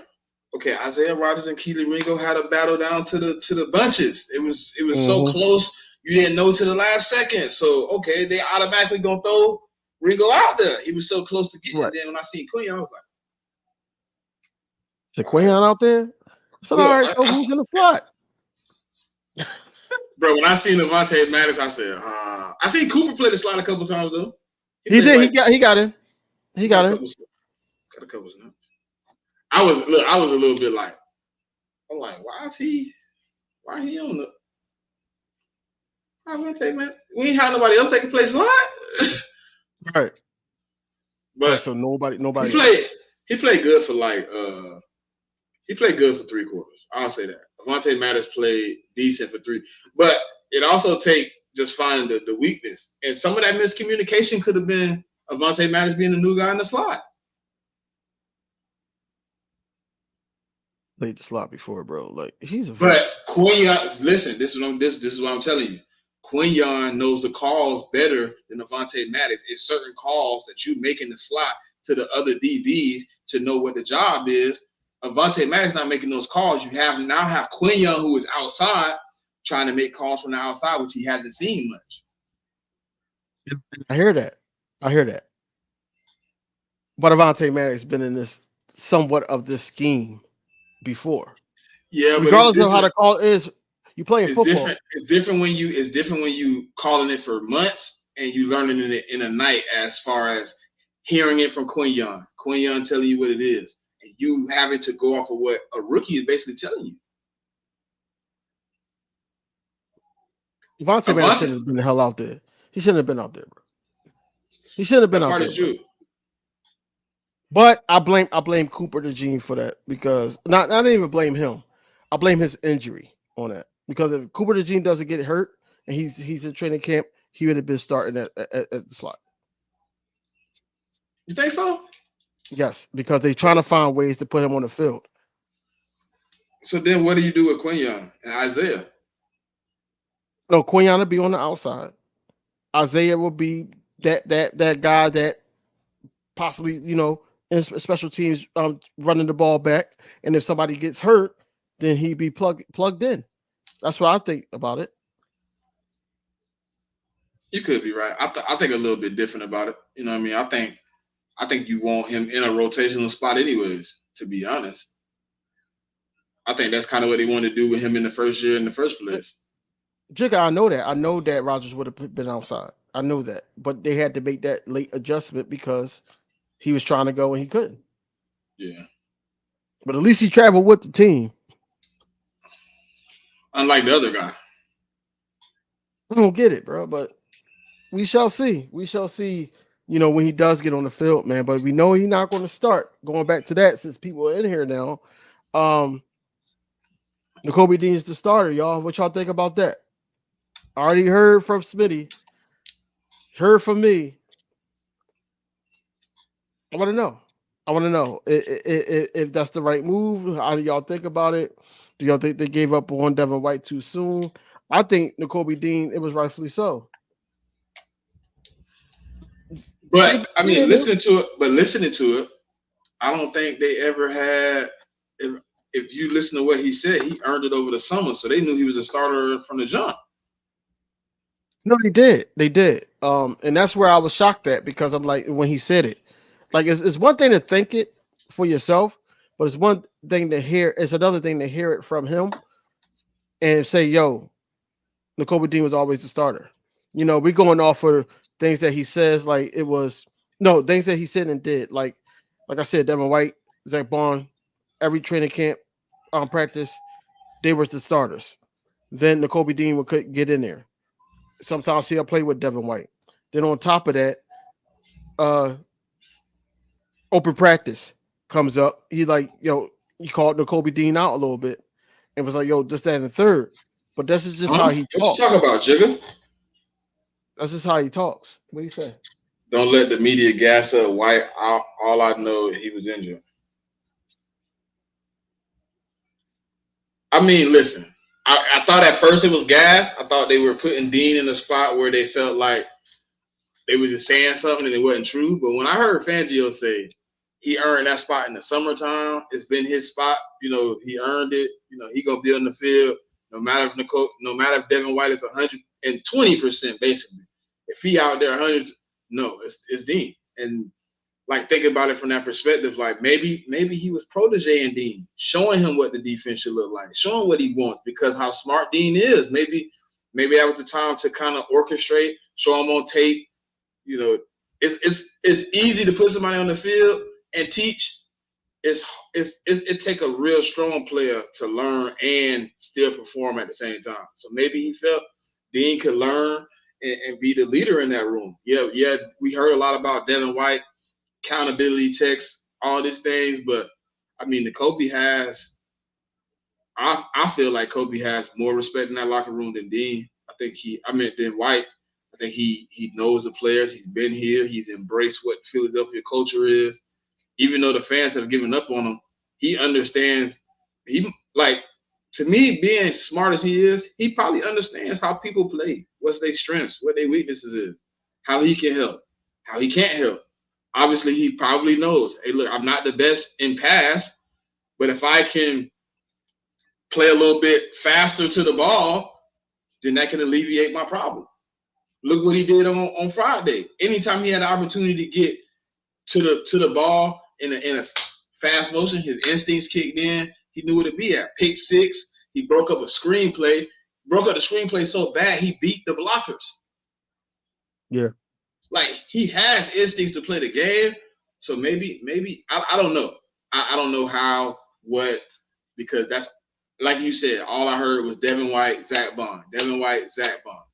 And then all of a sudden, right before we go to, but it's also, hey, look, we gonna throw him off. Maybe he playing some of the Nick Sirianni games. Put Devin White and Zach Bond out there. Let them think that's what they're preparing for. We're gonna hit them with Dean. You never know. They are, look, you know how Nick Sirianni played. Nick Sirianni, I think if Stoutland wasn't there, Nick Sirianni would have let Steen play right guard all summer and then threw back in there and just be.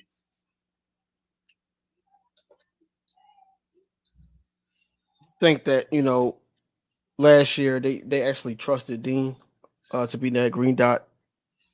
And I think that this year, just from what they've seen and everything like that, and they were probably testing Devin White out, coming off of that injury, coming off of the rumors or whatever it was over there in Tampa Bay. I think that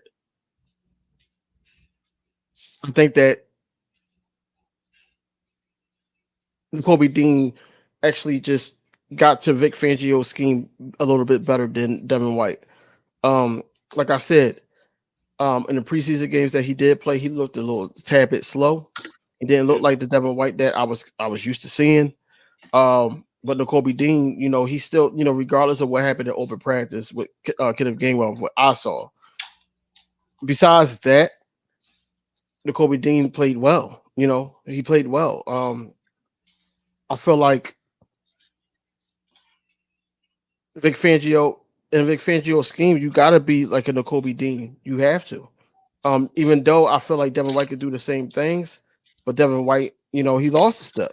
I feel like he lost a step, and I think that we need quicker guys, and that's why you got what you got. I feel like that if Devin White was healthy, we still probably would have seen Nakobe Dean and Zach Bond. Just going off of what we know now, we probably would have still seen that. And then he actually just came out today and confirmed it.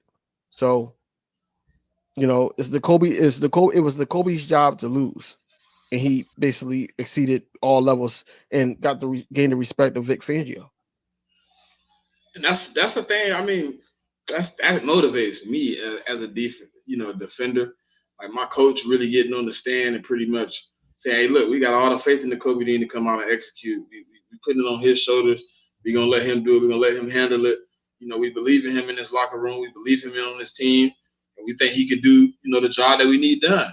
When you hear that, bro, something you haven't heard since you got here, you know what I'm saying? He was because like if somebody pointed out earlier in the chat, like he called the Kobe out. Mm-hmm. But in my eyes, if I really pay attention, it worked. Like it worked in the way he wanted it to. He called him out. The Kobe didn't say, okay. Same thing I was talking to you about Bryce Huff. I think that's what it is. But maybe it don't work for Bryce Huff though. That's what I told. That's what we was arguing. That's not really arguing about, but that's the kind of discussion we was having. Like, what if Bryce Huff isn't the type that you put out in the public and he turns up? What if he's the type of guy you need to pull to the side and have a conversation with? What if he's that guy? Some people. We had this conversation a while ago about Jalen Hurts, like his leadership. Yeah, I'm not asking you to be the rah-rah guy, but I watched you do exactly what I was talking about on this podcast back in February. Like, just go over and make sure you got it. You ain't got to go over there and, bro, let's go. He went over there and said, y'all good? Everybody good? All right, next play, man. When we get back out there, we can go out there and execute. You ain't got to say a whole bunch. Checking on your guys, making sure your guys good. Being that maybe Fangio I like him. I ain't got no problem with how he handled business. But Huff probably, not used to it or whatever. He's not the type of guy that gets motivated by trash talking. Maybe you pull him to the side. Hey, look, Huff, I'm going to need you to step your game up and go get it. Maybe he plays for the coach. Because, like, public embarrassment ain't everybody's thing, bro. Like, being publicly embarrassed, and now that's what they're going to talk about. That's what's going to be in the media. Now they're going to be Fangio doesn't believe in Huff. Huff is just another guy. Now you got to hear that on TV. You know what I'm saying? It could work. He could wake up and be like, you know what? I'm going to fight through all this and make people know who I am. Or it could shut him down. I'm hoping it works in the latter ways where he uses that motivation and get it done. But you know how it goes, though, DV. Everybody ain't going to take criticism the same way. Like, Bryce Huff can. I just think that Vic Fangio is like, just trying to poke the bear and try to make sure that you get the best out of him. And I'm pretty sure they probably had conversations about it. Like little small talks about it. But at the same time, I get what you're saying, but this is how Vic coaches. And I feel like that's one of probably the main reasons why the Dolphins didn't, or some of the Dolphins defensive players didn't like him. Because this is how he coaches. Yeah, but you got your position coaches. They all can step in too, bro. Everybody, like people said, the reason Bill Belichick was a good coach is he got guys that evened out how he was as an asshole. Like, he didn't bring in a bunch of other, dudes that's going to be cussing you out. He brought in guys that were going to be more to the player, more of it. You know what I'm saying? So when he tearing into you, you got somebody to build you up. So I'm hoping like a Clint Hurt, Jeremiah. I hope these guys are encouraging these guys to do better, man. You know what I'm saying? Don't just let Vic jump on them in practice, call him out, and then y'all looking over there like, well, I hope he steps up. Nah, he knew, bro. He learning. Technically speaking, he's learning a new position. Yes, he's an edge rusher, but he's predominantly been a third down edge rusher. His only job was to get the guy with the ball in the backfield. He's passing, get him on the ground. It's easy to do that, bro. That's not a hard job. You only got to win your rep. He's trying to play first and second down. You need guys like Brandon Graham. You need guys like Jeremiah and Clint to help him learn the new job, so he knows and understands what he's supposed to be doing, bro. You know what I mean? Is yes, one person coaches it another way, and it might help. Like I said, it helped N'Kobe. It motivated N'Kobe, but also N'Kobe came from that. Kirby Smart, those guys at Georgia, they were like that. So he's just he got into a position where he's used to it. he understands what it meant. Like I was asking you earlier, what if Bryce Huff isn't taking it as a positive criticism? What if he's taking it in a negative light and it's affecting his game? Like, dang, bro, he talk about being on the media. What Beanie Siegel saying state property, you even gonna get down or lay down, man. That's probably how Vic is looking at it. Because he's not gonna change it up. Because it worked for him before. So he's not gonna change it up just for one player because he can't handle it. You got all these players sitting up there That's the big part about being a coach, though. Right, but you got all these players saying, "Hey, I like how he's coaching." The Jalen Carters, the Jordan Davises, the Nolan Smiths.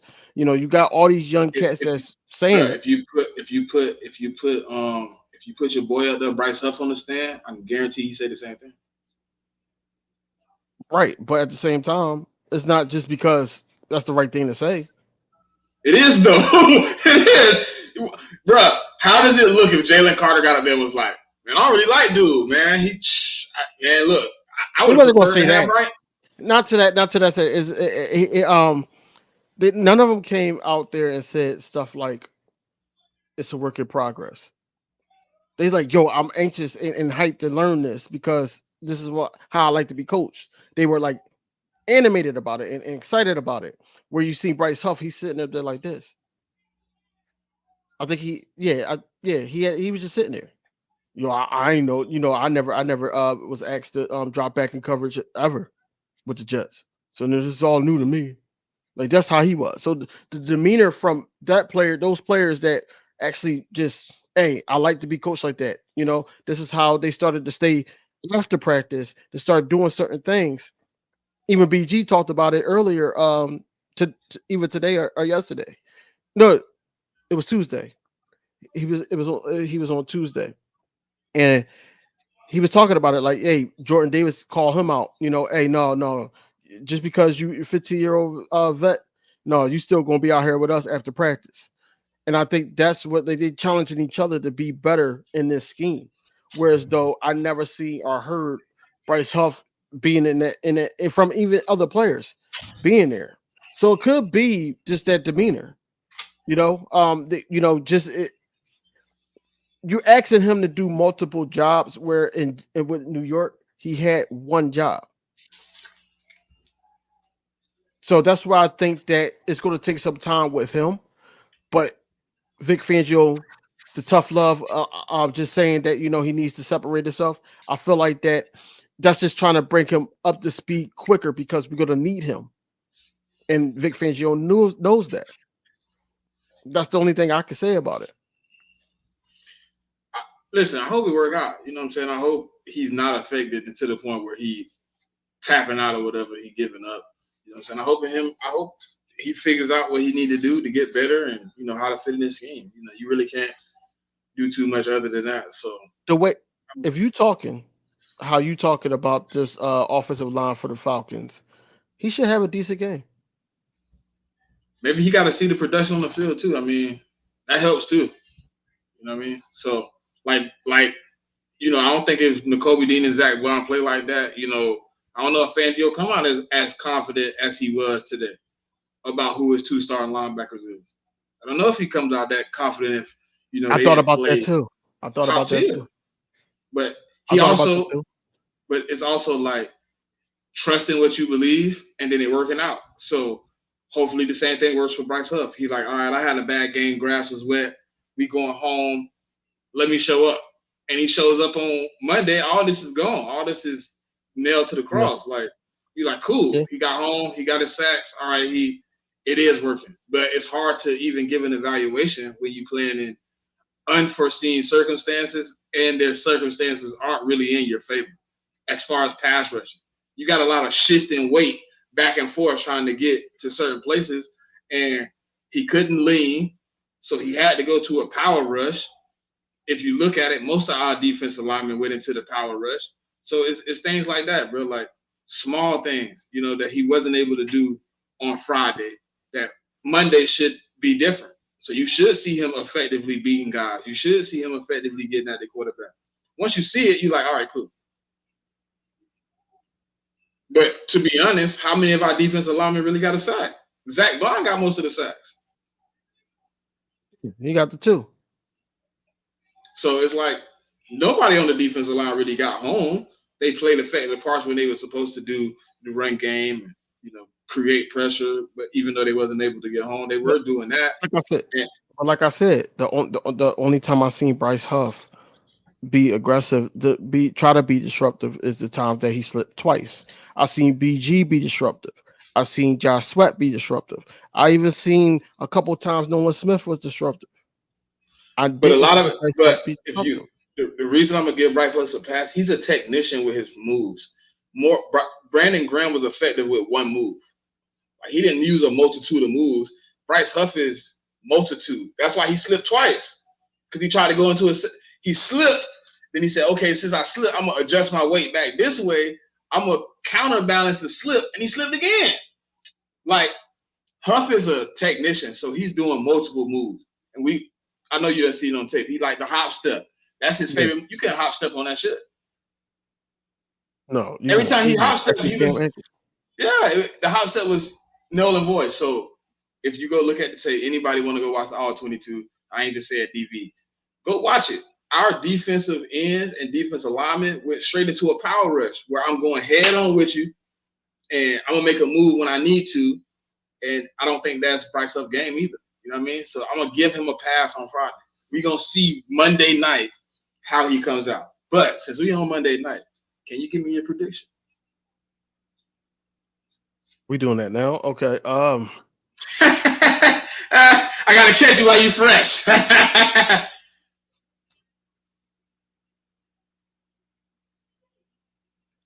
Let's say 34-13 Eagles.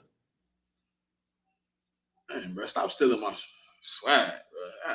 I don't know. I didn't even know you was gonna say that. I'll go 30. I'll go 35-13 since he want to take my 30-12. 34-13 for me. I go 35-13. You know. I was gonna say 34-17 like I always do, but I don't see it. I don't see them scoring 17. Their offense ain't good enough to score 17. But they just played against a Pittsburgh Steelers defense who, to me, don't have but 2 players that you could say maybe are better than ours, maybe. And I'll give it to their cornerback. They got a cornerback that maybe is good. They got a safety and Micah, whatever, guys that you want to argue. Only person I feel like stands out on their defense that we don't have is a TJ Watt. Outside of that, I don't see it. We don't have TJ. We don't have a TJ. You know what I mean? But we're deep on the defensive line. Then we have a better grouping of secondary pieces. They might have like 1 or 2 guys that's good, but then the rest of it is just like guys. I feel like we got 5 guys that are players, plus we got guys on the bench. We deeper than them. Like, I feel like they didn't give up a touchdown. If we solid and sound, we shouldn't either. I mean, we shouldn't either. I mean, just being real. I mean, we should be able to lock them down, and I believe their defense is missing a lot. Like, I don't trust any of their corners. AJ Terrell, he's no Jair Alexander. I mean, he can't body, AJ like Jair was able to do for some quarters. Like, I think, bro, to be honest, I think they're in trouble. But I'm also hesitant because I know we're learning a new scheme. So I don't know if it's going to hit on all cylinders. Because if we was hitting on all cylinders already, I'd probably say we dropped a 40 burger on them. But I'm going to stick with the 30, 34, 35-13. I'll take 35-13. I definitely think it's a dub, though. It's a dub. Big dub. I'm about to get my hot take again, man. Last week it was Reed Blankenship interception. This week,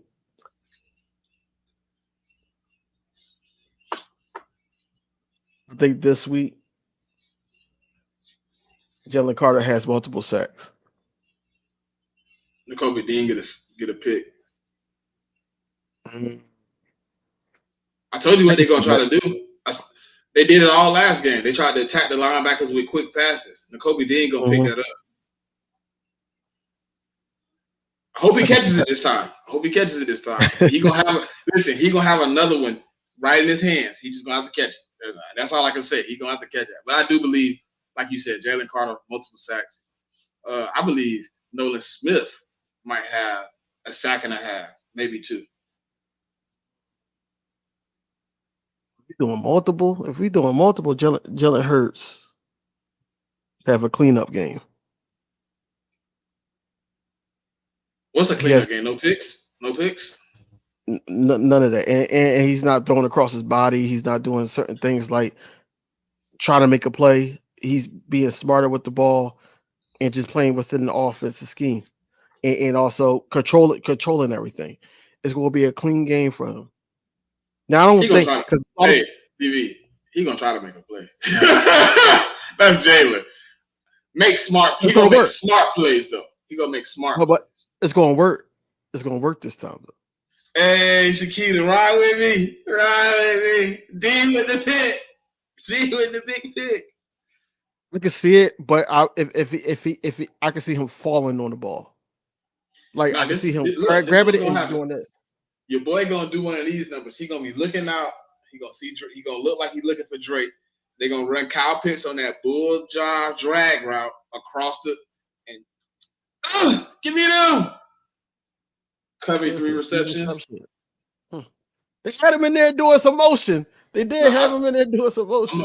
I'm gonna give them 3 receptions to Jahan. Yo, I think he started going off. He just didn't know the offense, bro. You could tell. I know. He ran a lot of decoy routes. Yeah. I was just watching it. Even that play. He played a lot of snaps. Yeah, he did. But even that play when the defender got in front of him and almost got another interception off of Jalen Hurts, he was just like look of it. Like he didn't even know like what to do at all. Yeah, he didn't. He didn't know. He didn't even expect the ball to come back to him at that point. No. That's what I'm saying. Like, because he knew he was running decoy routes. He probably been told, like, look, we're going to run you on some simple routes. We're going to tell you what the route is. Just run these little comebacks, that. You know what I mean? He was just running little routes. He get into a groove as a wrap. This offense going to be crazy. Saquon with 2 touchdowns. I can believe that. That's not really a hot take. I think that can happen. Now, you said what for a tutty? Ooh. Now, Shakita, if you said like a passing touchdown and a rushing touchdown again, then yeah. But if it's 2 rushing touchdowns, we could be at the goal line and he scored. Facts. Well, Bond strip sack, yo, if he does that, yo, bro, how we need to put ink to paper and try to get him for at least like another year or so. My guy that I be listening to a lot, he said he believe Mekhi Becton will be signed in season.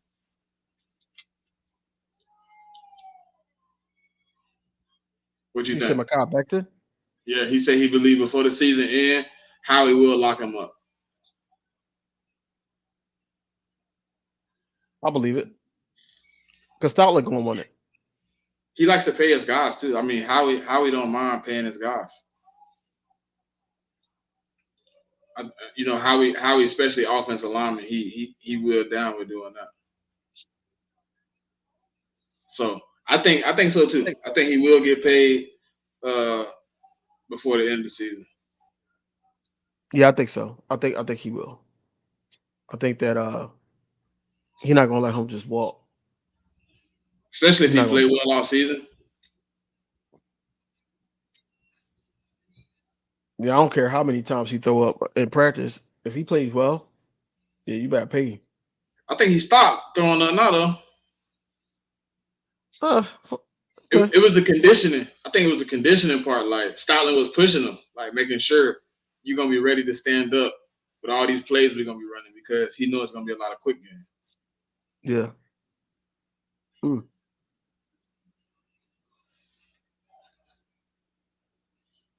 They're not going to pay linebackers, man. You know, we keep talking about this, man. They're not going to really play a linebacker unless this linebacker is just like Zach Bond getting paid. Pay for his standard. Yeah, I mean, no matter. Listen, Yeah. I don't care what you pay him. Just lock somebody in and stay in here. Like I think Right. Zach Bond Right. get paid. It might not be number Right. 7 million, but he gonna get paid.